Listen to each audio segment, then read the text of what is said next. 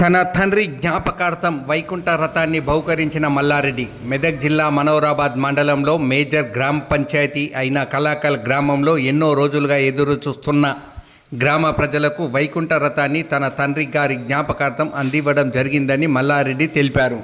ఈ సందర్భంగా ఆయన మాట్లాడుతూ తన తండ్రి వరగంటి కృష్ణారెడ్డి పేరు చిరస్థాయిగా గుర్తుండేలా వరగంటి మల్లారెడ్డి తాను ముందుకై వైకుంఠ రథాన్ని ఇప్పించినందుకు పంచాయతీ కార్యదర్శి ప్రియాంక గ్రామస్తులు అభినందించి శాలువాతో ఘనంగా సత్కరించారు.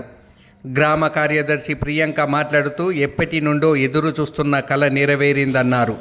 వైకుంఠ రథంతో పాటు మొబైల్ ఫోన్ ఇవ్వడం, ఆ నెంబర్కు ఫోన్ చేసి గ్రామస్తులతో పాటు చుట్టుపక్కల గ్రామాల ప్రజలు కూడా వాడుకోవాలని తెలిపారు.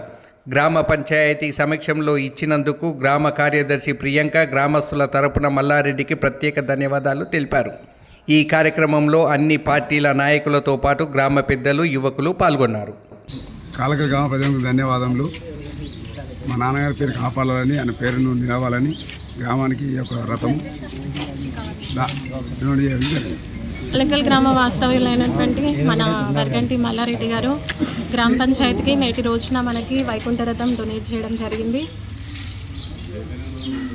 అంటే మన ఇంత పెద్ద గ్రామ పంచాయతీ అయినా కానీ మన విలేజ్లో వైకుంఠ రథం లేకపోవడం అనేది కొంచెం ఆలోచించాల్సిన విషయమే.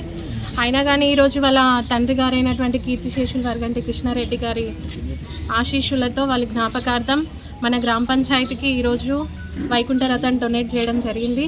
కాబట్టి మన గ్రామ ప్రజల తరపు నుండి మరియు గ్రామ పంచాయతీ మా సిబ్బంది తరపు నుండి ఆయనకు అభినందిస్తూ ధన్యవాదాలు తెలుపుతున్నాం.